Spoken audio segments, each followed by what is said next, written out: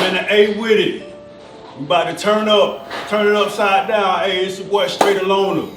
Got that clothing line on the way. That Yurrp. My name is Shado Prince.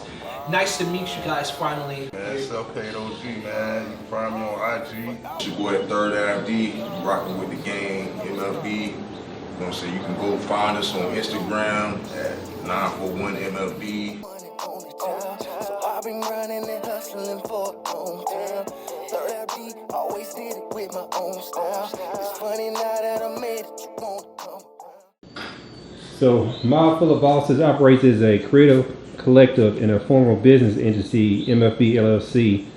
How do you distribute internal responsibilities when you look at logistics and funding studio time, managing distribution, or booking venues? How do you handle those business operations as a team?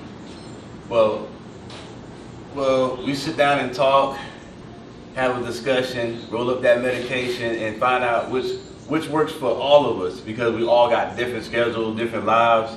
So we sit down, congregate in our round circle, because you know it's a group. Yeah. We all bosses, so we all get together and put it together. It's like a million-piece puzzle, but somehow we always wind up getting it together.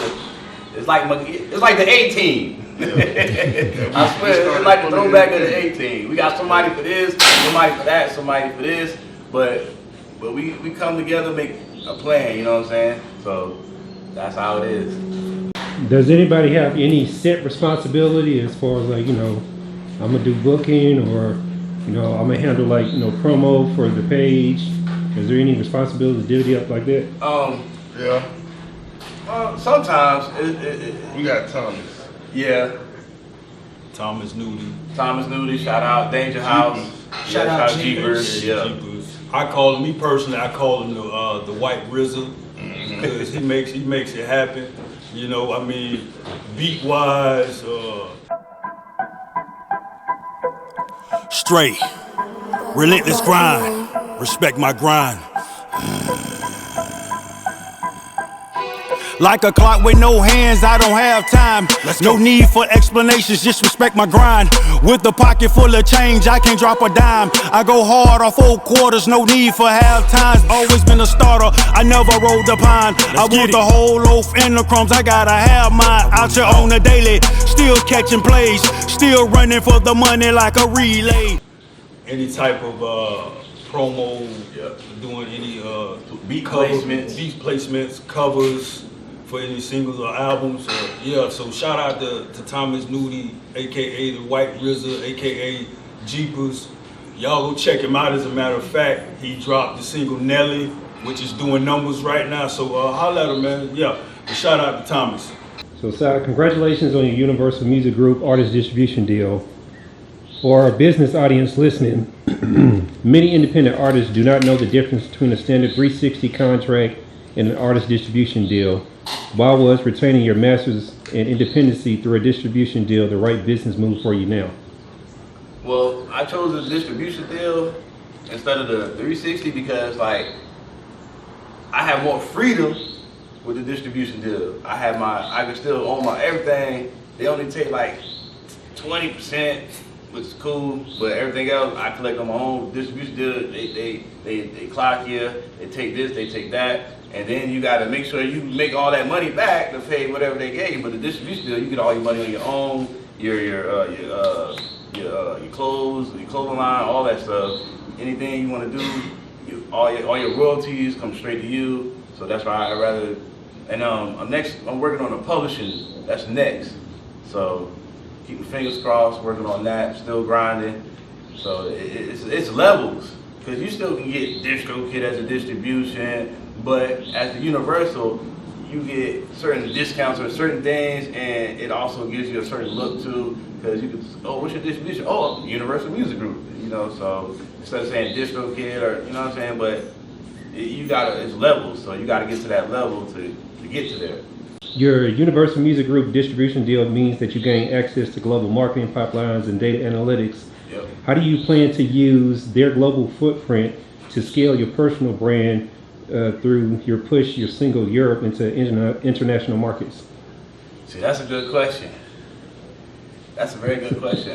By being with Universal, it solidifies me as a hard-working artist. It puts me on a lot of plateaus that a lot of, being in the mainstream and collab with a lot of big artists. So that's why we have, like, for example, we'll be doing a Breeze. Nino Breeze, yeah. So you look out on the way next year, 2027. We're going to be collabing with Nino Breeze. So shout out to Big Mike. Shout out Destiny Music Group. So that's what got me in there. So we in there. Your single, Yurrp, has a highly strategic, high-octane music video shot in Atlanta. You heavily promoted the rollout with specific visual themes like the ice cream truck. What was the budget strategy behind shooting that video out of state, and what was the return on investment look like for you in streaming numbers? So far, it's been I just dropped it on Universal and all that good stuff. So we just waiting on the process. The whole budget. You hear that money calling? You hear that? Yeah. You hear the money calling? Yeah. You hear the money calling? Yeah. You hear the money calling? Don't be stalling when you hear that money calling, like, yeah. You hear the money calling? Yeah. You hear the money calling? You hear the money calling? Don't be stalling when you hear that money calling. The ice cream. I just wanted to have fun, be colorful, be commercial. So, like, it wasn't too much. It was pretty reasonable for the budget and everything, but it was fun. Like, yeah, I don't know. I don't know the numbers. I just like, hey, I like what it was, and just took care of it. How was it working with Grandma Maisley on set? Oh man, she funny. She was snapping. She had the Bible with her, everything. Trying to get me on the right path. But I thank God every day. So it was fun. Yeah. Like the energy of the song is mainly like, if somebody owe you some money, be like, yeah, you know what I mean? Let me get that, you know what I'm saying? So that's what the Yurrp was all about. Somebody that owe you some money, or you about to get that money, and you got them Yurrps in your pocket. So your catalog from self-paid business to official motion and married to the mob is literally blueprint for independent business. To you, what does it mean to truly be self-paid in infrastructure right now? What are the biggest hidden costs of being a completely independent rap entrepreneur? It just come with the game, For me, it's just me building my brand, my blueprint, you know what I'm saying? Something that mean a lot to me, you know what I'm saying? From the catalog that you have right now, what's your favorite song out of your discography? Right now, it's Find Yourself. Yeah. What is it about Find Yourself? Lost my way, had to go and find myself. Ever since you been gone, I've been by myself. Always been self-paid, I ain't need no help. I was grinding for a check, I was chasing wealth. I got caught up in your maze, had to find myself. In the deep like I'm Nemo, but I found myself. I was searching for your love and went and found myself. I was searching for your love and I found myself. Got me staring out this window, I got nothing left. Dealing with the type of emotions I never felt. I was searching for your love and almost lost myself. Had to remember who I was, had to save myself. We released that under Mobb Full of Bosses. It's a song about, losing yourself because of somebody and refinding yourself. You guys have successfully navigated the underground, built a distinct brand from the ground up, and now you're seeing major distribution pipelines open up. In your opinion, what do you think most indie artists get completely wrong when pursuing a career in the music industry? Is it the lack of business knowledge, misallocation of their budget, or expecting a handout? It's hustling backwards. All of the above. We done did it before. I think from my perspective, I think that just the budgeting, reckless spending, not having financial literacy. The first thing you get a bag and you go buy a chain. You go to Gucci or Louis, when you should invest in yourself, invest in your brand, your business. Because all this here that we're doing and everything that the group doing as a whole and individually, this is our IP, which is our intellectual property. So you wanna take care of that. You know, this is your baby. This is you. This is the representation of you. You're putting yourself out there. You're giving the world your story, your struggles, your pain.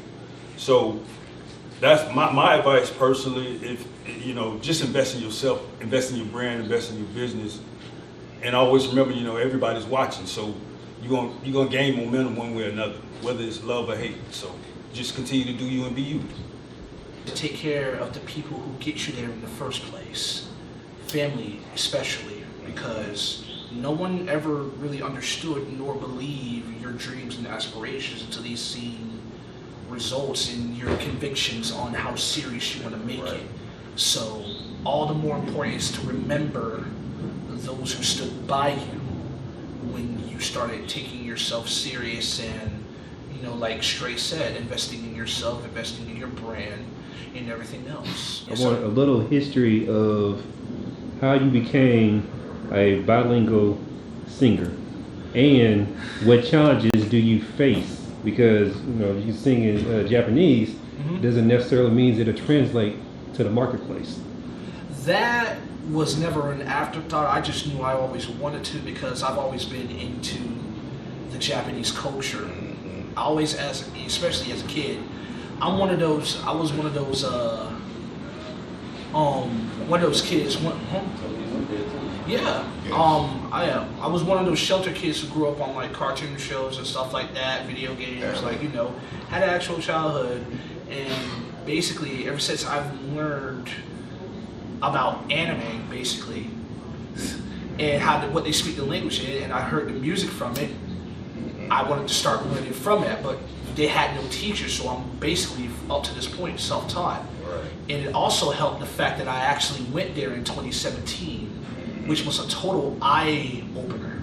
And that's what made me love the language, the culture, and everything more. So I made it a point to gather a few artists that I used to listen to when I was in high school and learn Japanese through them, and in turn incorporate it into my style, because let's be completely honest, what black man do you know actually speaks, sings Japanese and English? Not that many. I'm one of a kind.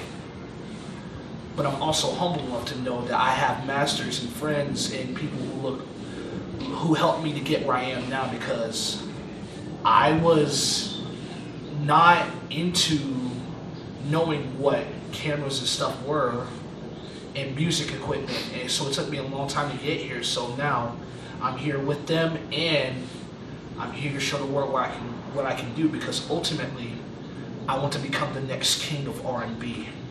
I imagine you put out projects already, or in songs. Yes, sir. How has your fan base reacted to, you know, the diversity of your talent? Well, right now it's pretty much of a mixed bag because I'm new. But right now it's mostly been positive because, well, positive, I want to say positive, but most of it was mostly astonishment because nobody, like I said before. This world constantly crushes me down, but you lift my spirit up, I'm unbound. There's nothing else in this world that I can do. Now that I have you right at my side, singing Kokoro wa itsumo sobani. My heart is always with you. About it, there's nothing I can do. I wa hagu kumu mono to my dying day. I'll prove it all to you. Japanese and R&B with English is kind of a niche but new thing. Mm-hmm. Because we used to hear it from on the east side of the equator, but not directly from here. Right. So it's been an eye-opener, it's been positive, but it's also been a humbling experience to know that I got a lot more to go, far more plateaus to reach and everything else to be better. Because it's a struggle to differentiate and transition between the two. But once I get there, you'll see something truly amazing, and I promise you that. So Bradenton, Florida, and the wider Florida underground music scene are producing massive cultural footprint right now, yet a lot of major industry infrastructure bypasses the region. What do outside executives and investors get wrong about spending power and loyalty in the Florida hip hop consumer base? That's a good question. It is a good question. It's almost like the NBA looking at like a Midwest team that as a smaller market. Bradenton has a lot of talent, but it's overlooked. Like I said, small town, not really, known for a few athletes coming out of there, but the rap scene is big, but it's not really getting any notice. But it's a lot of talent. I think that a lot of labels and execs, they should just pop in and peep some of the talent. Come to some of the shows and some of the venues that we have. So. We'll tell people where we're from, be like, wow, Bradenton, what is that? Where is that? You know what I'm saying? They never heard of it, never been there like that, but you know what I'm saying? A lot of people flow through that city. You know what I'm saying? So we kind of just trying to give people a better aspect as far as like, bring consumer base. They got talent out there. A whole bunch of talent. Create a market, trying to create a market. You know what I'm saying? Pretty much where it's not. The music business highly values authentic street storytelling, but translating real life into commercial verse is an art form. How do you approach the writing process to ensure your lived experiences in Florida are packaged into a song that performs well commercially? I mean, it's kind of tricky, you know what I'm saying, in today's society. Like, you can give them a little bit, but you can't give them too much. Give them. I always knew I'd make it out the hood somehow. Yeah, we made it out the hood on our own now. Self-made boss niggas putting on now. We bossed up, did it on our own time. MFB always stay 10 toes down. Yeah, we made it out the hood on our own now. Self-made boss niggas putting on now. We bossed up, did it on our own time. MFB always stay 10 toes down. Fantasy a little bit or give them real life, but most of the time we try to keep it realistic, authentic. You know what I'm saying? As far as like the fantasy, I think that's more commercial. You know what I'm saying? When you're trying to give them a little fantasy, a little thing that they can kind of aspire to. You know what I'm saying? Or we can kind of aspire to. We have songs like that also, like where we ain't necessarily cracked the mold yet of what we're talking about in the song, but as we go up in this game or this industry, you can tell that it's going to be legit, you know what I'm saying? Or we're kind of like telling or foreseeing the future through songs and stuff like that. Like we do a lot of music like that where we foresee the future or where, you know what I'm saying, manifested things, I might call it. So as far as like that, manifesting, like that goes into our writing process. Like we don't try to make it too difficult. We try to have organic vibes. We sit around, we kick it, we talk about real life situations. And then we try to adapt that to our writing skills, you know what I'm saying, as far as like trying to keep it authentic as possible. If an investor or a new fan wants to look at Third Ave D portfolio to understand your specific sonic brand and market potential, which track from your catalog should they look at first and why?